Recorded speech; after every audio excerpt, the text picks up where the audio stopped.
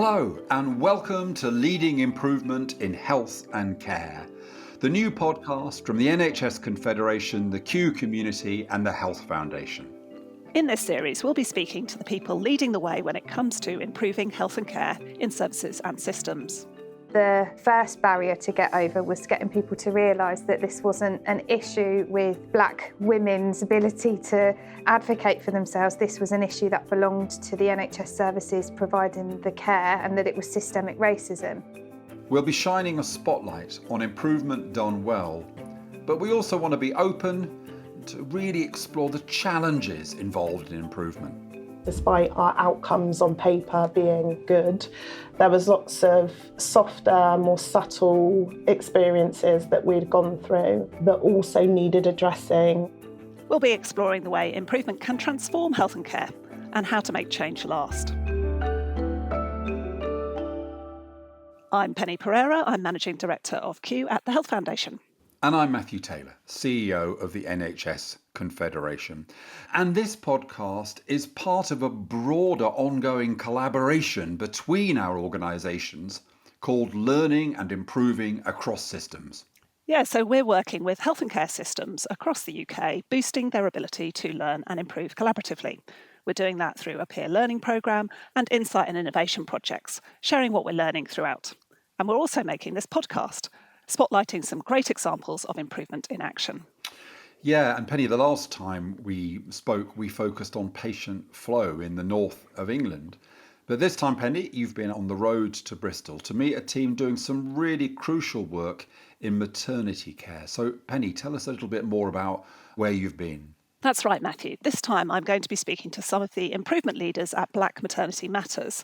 They're a groundbreaking collaboration tackling the inequitable maternity outcomes faced by Black mothers and their babies. They're working to support maternity systems to offer safer, equitable care for all. And Penny, this couldn't be happening at a more important moment. And I think there are two really important bits of context for this. The first is, the general situation we're in. Watching the racist and Islamophobic riots breaking out, just completely shocked by that, looking at the impact that had on the staff of the Confed, but I could clearly see also the impact it was having on staff all the way across the NHS. So that reminder of the work of tackling over and structural racism and that how important that work is. But then there's the specifics of the challenges within the health service. And the stats from Black Maternity Matters from the Race and Health Observatory, which we're proud to host at the Confed, they're pretty stark. In the UK, Black mothers are up to 4 times more likely to die during pregnancy or in the postnatal period than white women.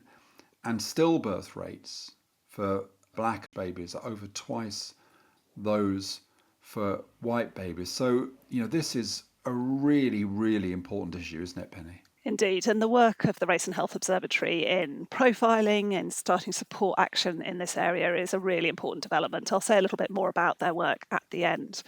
What I found interesting in doing this episode is learning that the way in which we understand what's driving these outcomes needs to shift and the way in which that needs to happen. So, the fact of unequal outcomes for Black women and their babies, that's been known for some time. But what we're going to hear from the team is that actually we need to really understand what's behind those outcomes and the role that racism is playing. The work that we're going to hear about doesn't just look deeper at the challenges of unjust, unequal outcomes and help us think more clearly about the type and the scale of interventions that are needed. It goes on to show how collaboration and improvement approaches are helping enable practical change. These podcasts are reaching a wide audience. I'm really pleased that, we're able to go deeper in this episode into the experience of Black mothers and their babies to do justice to this particular and pressing challenge. There's lots in here that I think will leave you fired up, better equipped to make progress for this group if you work in maternity services. And there's also some really useful wider lessons for how we approach change that I'll draw out at the end. Wow. So look, let's get into hearing more about the project.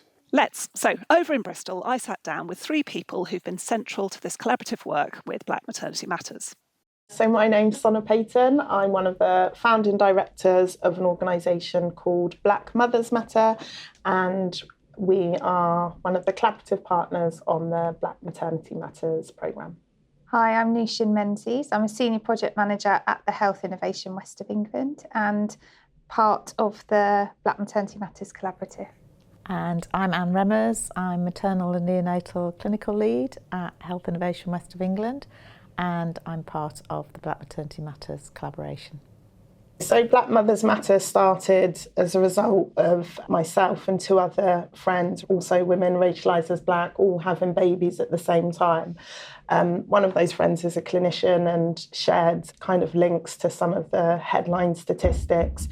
But as three women kind of going through that experience at that point, we realised actually the statistics and those headlines in the Embrace report were just one part of the issue, or highlighted kind of one problem. And from our own experiences, despite our outcomes on paper being fine, good, there was lots of softer, more subtle experiences that we'd gone through that also needed addressing. And, we talk about, near misses and those softer markers that aren't always captured in the data and research, but have huge impacts on Black women, their babies and their communities. Tell us the story of how the project kind of developed in the early stages and where you've gone from there. So with the work at Black Mothers Matter, like I said, myself and my friends had formed this amazing support network, and we really wanted to extend that to others, and we leapt into kind of providing resources and services to other Black women giving birth that we thought would have been really helpful when we were going through it. But quite quickly we had this feedback that kept coming back that kind of turned into one of our big insights at that time, that as a Black woman, there's a limit to what you can do to protect yourself or to prepare yourself. And actually this issue needed to be tackled from lots of different angles, and being able to influence those responsible for the care of Black women and their babies was really important too.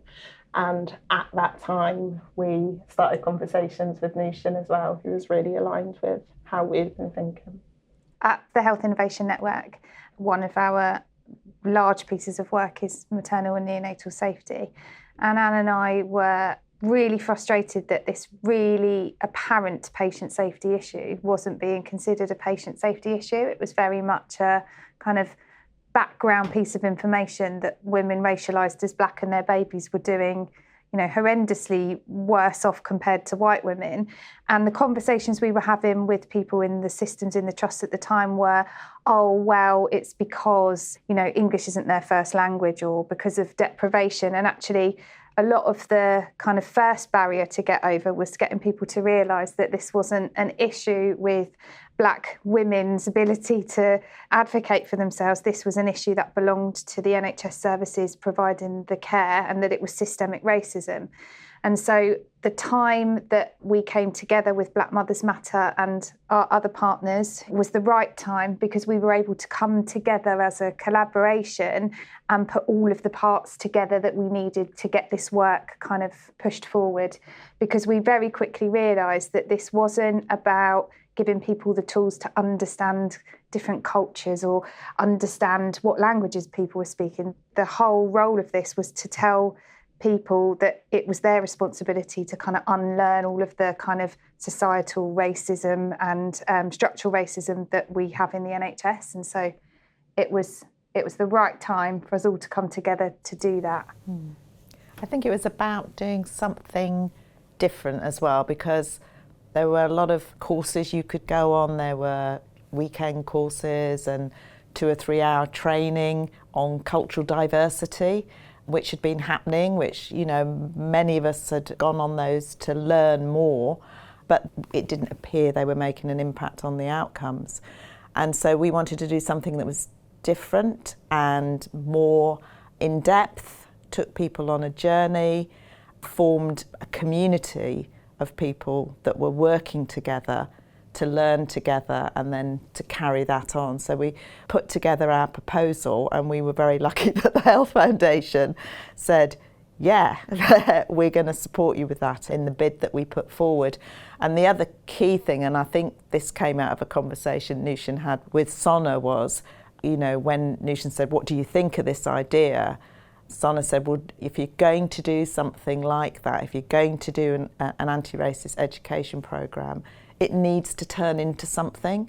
So it needs to be when people go back to work, they have changed, they've learnt, and they want to make improvement. So it actually is something that you're not just going on a programme, but you're actually being supported to make a difference. Because we felt like that must be the bit that's missing, because people are learning, but it's not turning into change. So that really incorporated quality improvement. It's a 6-month programme, which is a bit daunting, for managers of services to think about sending their staff on 6-month programmes. So we had to do a lot of convincing around that. It's face-to-face sessions, so we have 3 face-to-face sessions, whole days. We have, in between those face-to-face sessions, we have virtual sessions, which are book clubs, action learning sets combined. So people get time to reflect on their learning, to read more around it. We supply recommended books for people to then discuss. We've even had authors of those books come along and join in the book clubs as well. And we also support people with quality improvement. So that could be anything from people that haven't got much experience of quality improvement, or those that have got ideas and want to take them forward. With each cohort, we've learnt more. So we've evaluated and we've refined some of those aspects. And I would say, particularly around the quality improvement, we've now refined it to a point where people are actually working on quality improvement programmes together. So we cover a number of different trusts that provide maternity services, and they can communicate with each other around what they're doing and share their learning. And you're developing that into a bundle of different interventions? We are. So we have just completed our 3rd sort of cohort, our 3rd run. So there's nearly 200 people now who've been through the programme. And what we've identified is there's key themes that people kind of tend to work within with their quality improvement projects. So as Anne said, we've now organised communities of practice around those themes, but we're now working with the Race and Health Observatory to work that up into, we started off calling it a care bundle, because that's the kind of thing that we're used to doing in the Health Innovation Network. But we've realised that it's more of a framework. So the idea is that it will help trusts or other NHS organisations to work together across leadership all the way down to the people who are kind of providing care to women and families, to organise their anti-racist work around those key themes and the kind of quality improvement, the learning from the quality improvement projects. So we're really excited about trialling that. That's starting to be tested with one of our trusts shortly. When you think about using improvement methods in this territory, is there anything that we need to pay particular attention to? What does it look like to do improvement in an anti-racist way? That's been one of our biggest learning points. So we naively, when we started, thought, you'll go through your training and then you'll come out at the other end and you'll very neatly have a project that you can go away, go back to your usual place of work and get started on. But when you're undertaking quality improvement or transformation, I think, as we've started to call it, within the field of anti-racist practice and theory, it's a whole other ballgame, because you've got a range of barriers that aren't there necessarily when you're doing typical quality improvement. For example, if you're introducing a new kind of pathway or way of working, because what you've got are the very varying positions that people are on their own anti-racist journey of understanding. So what you are doing is you are coming back from a full day's immersion where you've gone through this transformation and you've kind of had your eyes opened and you understand now the way the world is set up and how that results in harm for Black women and their babies. And you're met with somebody who has not even the first clue about how to start understanding their role in kind of perpetuating racism. So you've got a level where you need to find a way to have that common ground and understanding with people who might be resistant to it or might be interested in anti-racism but not in it as far as you are. So there's been a lot of learning around that, kind of setting the scene and understanding that other people's perspectives or even internalised racism themselves and how that might play out in terms of the fertile ground for your quality improvement project. You're talking about the kind of collaboration that's made this work possible. There's lots of complexity to collaborating across organisations and systems anyway. When we're doing that, again, in relation to issues such as racism, are there particular dimensions or considerations that come out? I think one of the things was that we did actually start off calling it cultural competency or cultural diversity fluency. And we quite quickly, I think, realised we needed to say what it is on the tin. You know, it is anti-racist. And I think we were hiding a bit behind that, using the word racist, because quite often people would say, well, we're not racist, we don't need to do this. But it is something that the educators take people through, particularly on that first day, you know, so that they understand that is what it is and that's what's happening, and they may not have seen it because in their experience they have never experienced racism themselves. So that's something that is very important part, I think, of the first part of the programme. I think the individuals involved from each organisation have had to all be quite brave as individuals in their roles within their organisations, and I think that's something quite early on that everyone involved subscribed to, and they were ready to rise to the challenge, which helped the collaboration really move forward. I think as well from the beginning, despite the organisations being involved all being quite different in terms of governance, size, objectives, we've never lost sight of that end goal. And despite the different kind of power dynamics within the collaboration, everyone has a really clear and equally important role. And that's, I think, been maintained as the project has grown and spread and gone in different directions. And I think that's been really key. And also understanding the issues that are facing organisations. You know, when we first put it to one of the trusts that we would like to invite their staff to take part in a 6-month programme, I mean, this was still during COVID, wasn't it? Yeah. And, you know, people were, I can't possibly send my staff on, you know, that I just can't, I haven't got the capacity. So that's when we were we refined, we were going to have 6 full days, it went down to 3 days, we refined it. So I think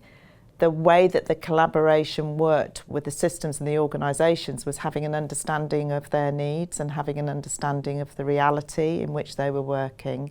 Also understanding the governance around their own organisations, in that there were certain things that they had to provide and they had to demonstrate to other organisations, like, you know, the regional and the national organisations as well. So it was kind of, I think we all worked together by having an understanding of, you know, where we were all coming from and what was important to us. And it was really, I think, through our relationships with the organisations that they trusted us to do this, because one of the ICBs, the local maternity and neonatal system, said, yes, we'll be part of the pilot, and we got 2 trusts in that particular area to take part in the pilot, because that was the only way we were going to know. And that would have taken probably more for that organisation to put staff forward during that particular time than once we'd done it once and then we could repeat it in other areas. And I think that is also borne out in that area. We're now in our 4th year of recruiting, and the recruiting is just, people want to know when they can start it. So it's built that kind of factor that people know about it, and it's something that they want to do. I think also with the collaboration, there is a real sense of we're sort of stronger than the sum of our parts. So Sonah had previously, with Black Mothers Matter, gone to hospital trusts to say, can we do some work around this? And nothing came of it. We know that we wouldn't have been able to kind of approach the trusts without the expertise of Representation Matters and BCOCO, who are our educational leads, and Black Mothers Matter.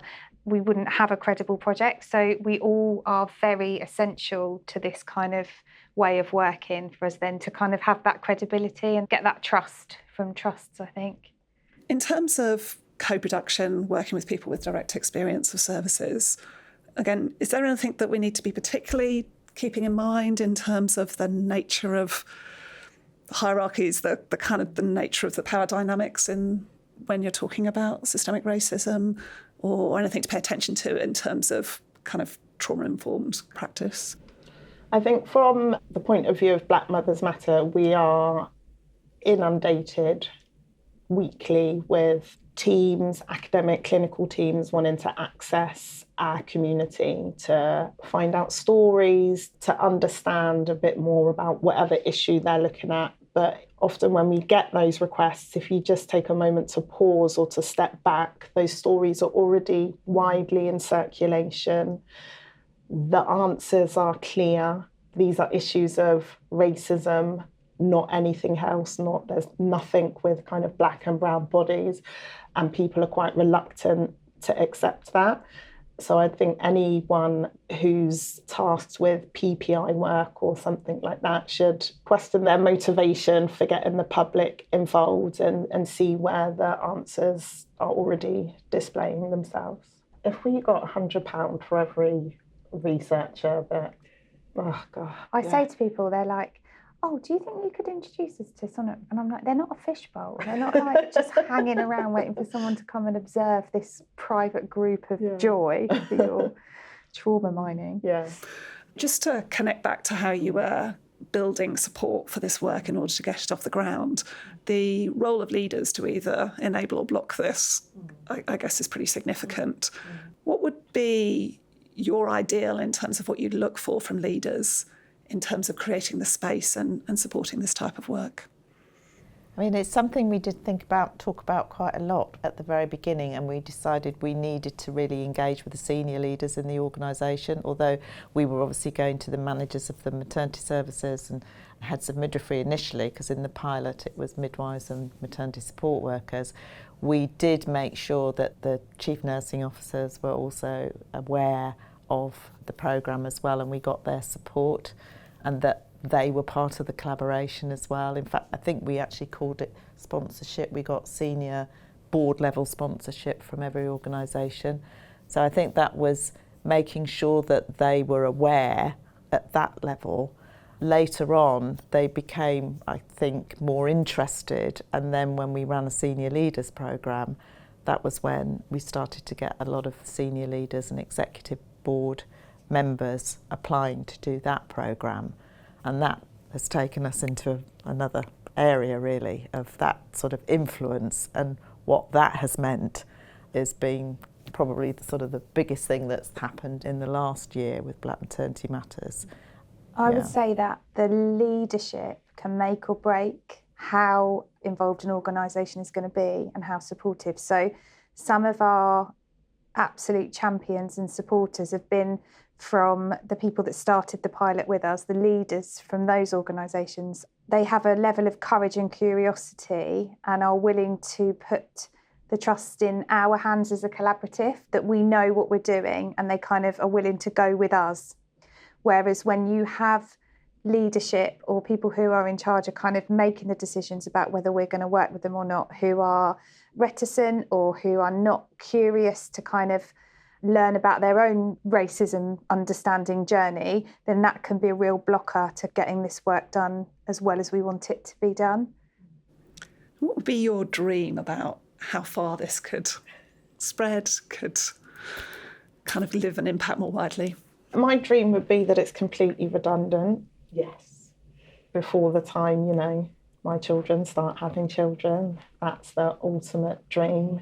And I think we can make that happen, more short term, seeing this being rolled out and trialled in different places and different spaces. I think if I was going to take it further, if this isn't within our reach, but I would start the education in school, primary school, because a lot of what happens on the programme is the undoing or the filling in the gaps that people have in their own education, that where racism has come from. That's where we need to start. If we could influence that as well, that would be amazing. So we already, with Black Mothers Matter, we go to the university and talk to second year students, but we're hoping to push Black Maternity Matters as a pilot into some local universities for midwives. So Is there anything you'd like to say about the measurement side of things, just conscious of that being quite important to improvement, but tricky in this territory, no? I think with the evaluation to date, we've been measuring kind of the impact on the participants, really, the change in their learning. So, pre-course questionnaires and post, and then interviews and so on, has been very much about how that's impacted on them and what that has led them to do. So then you get some of the quality improvement from that. The next phase, which we really want to do, is really starting to try and look at the outcomes, both in terms of the data that we've got, but also from people's experience, women's experience. So how has that made a difference? We've got a feeling of it from comments that people have made, both in Sonah's group and also some of the midwives that took part in the first tranche, who have said they've noticed a difference in their own organisation, in how people have conversations now. And I think we don't think our work is going to be anywhere near finished until we start to see a real shift in those outcomes. But that's going to take a little bit of time. But that's what we really need to focus on, because I don't think we've necessarily got the data that we want to measure yet, and that the recording of that data is accurate enough. So this has actually put a real focus onto that. For example, ethnicity recording, that's not generally well recorded or accurate. So there's a lot of work to do, but it is something we absolutely are focused on. And I don't think if we had set out our kind of metrics or our measurements in the beginning, they would look nothing like what they do now. So in the beginning, we would have been looking at mortality, we would have been looking at some indicators of kind of morbidity in preterm or in babies and mothers. But now we're thinking about things like, okay, pain relief, referral to preterm birth clinic, optimisation of the preterm, all of those kind of mode of delivery, elective section, all of those things that previously we wouldn't have known or considered were indicators or places where racism can modulate outcomes. So we're in a really strong position now to build that and start to look back over the last 3 or 4 years and see if there's been a change in the direction of travel. But as Anne said, a real limiting factor for us is that lack of accurate racial or ethnicity kind of self-identified data collection, and also the fact that the kind of systems aren't set up to record it in the way we want. Black British is not helpful to anybody, and things like complaints were not recording ethnicity data, things like that. But we're in a really much stronger position now where we understand it more in order to measure it better. Yeah. And I think open to maybe a difference in what good looks like. So it might be that at the end of, or as a result of this project, the amount of PALS escalations from Black women has skyrocketed. Yeah. And perhaps that's, 4 years ago, maybe that would be a really bad outcome, but actually having gone on this journey, perhaps that's something that's really positive. Yeah. If you'd like to know more about this work, you can check out their website, which we've linked to in the show notes. In the last few minutes, I'm going to draw out a few wider learning points for how we approach change in other areas. The work we've heard described in this episode is the product of co-production and iteration, supported by proper evaluation over several years and informed by the wider evidence base. In fact, the West of England and maternity services in particular are a source of what I think is internationally important research on how to scale effectively, including work that I'm proud the Health Foundation has supported. For example, I'd really recommend looking at PROMPT, an intervention improving obstetric emergency training developed at Southmead Hospital in Bristol, and PRECEPT, an intervention giving magnesium sulfate during preterm labour. These have now seen wide uptake. For example, PRECEPT has spread to all maternity units in England, preventing dozens of cases of cerebral palsy and saving millions in terms of lifetime health and social care costs. But to start with, there were challenges with replicating the results from the pilot sites, something we're often seeing in the NHS. As in the work of Black Maternity Matters, these programmes helped us understand the limits of training alone and the importance of paying attention to the human relational aspects of an intervention and to embedding a change in each new place that it's tried. This institute at Cambridge University, supported by the Health Foundation, is enabling better healthcare through building better evidence about how to improve. It has a lot of work, particularly on the rigour needed to deliver change in maternity services, but with lessons that apply everywhere. The link's in the show notes. We need to target resources on doing the work of change properly, and that means avoiding wasting time and energy on things that are less likely to work or discovering things that are already known. I was really struck by Sonah's description of people approaching her group of black mothers to observe and discover things that service users and the evidence we have already show us again and again. I just wanted to give a shout out to a project that we've supported through Q that's addressing this particular form of waste more widely. We've helped the Patient Experience Library map the evidence that already exists, making sure we do justice to what people are already telling us and target research on filling the gaps, which their mapping shows means giving more of a voice to the poorest and those with the poorest health and access to our healthcare. You can read more via the link in the show notes. Finally, I wanted to highlight the work of the Race and Health Observatory in this area. They've set up a maternal and newborn mortality and morbidity learning and action network with support from the Health Foundation. 10 teams from across the NHS in England are coming together to work on clinical improvements with a specific focus on reducing racial inequalities. They're applying practical improvement approaches to segment their population and design change packages to address 4 areas where the data shows there are the most significant disparities. So examples include improving clinical assessment to determine postpartum hemorrhage risk for Black women and women of colour, or early testing of HbA1c for Asian women for the early detection of diabetes. What I've learned from this, what inspires me about it, is that improvement can help us break down the sometimes overwhelming challenge of inequity to help us move to action, driven by the data as well as the experience of users. Creating opportunities for peer learning is really important to help people doing this work learn and compare as they make specific process changes, and indeed come up against the wider issues of racism that we've touched on in this episode. It's that combined with the broader institutional challenges of change that we're coming back to time and again in this series. Check out their work. Again, the link is in the show notes. Well, thanks so much for that fascinating interview, Penny. That's it, sadly, for this episode. We've been focusing here on the role of health services in improving equity for service users.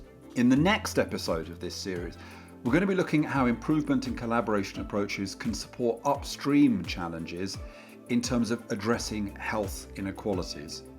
And we're going to be hearing about some great work happening in my old home place of London. I'm really looking forward to it. And indeed, before we finish, thank you so much to the team at Black Maternity Matters for hosting us so well in Bristol and sharing your story. Please do make sure to subscribe wherever you get your podcasts. And if you like what you heard this week, go ahead and share this episode or get in touch with us to let us know your thoughts. You can find us on X at NHSConfed, at the Q Community and at Health FDN. And if you'd like more information about our Learning and Improving Across Systems partnership, please email improvement@nhsconfed.org. You can also find transcripts and our show notes on our website. You'll find the link in the bottom of the podcast description.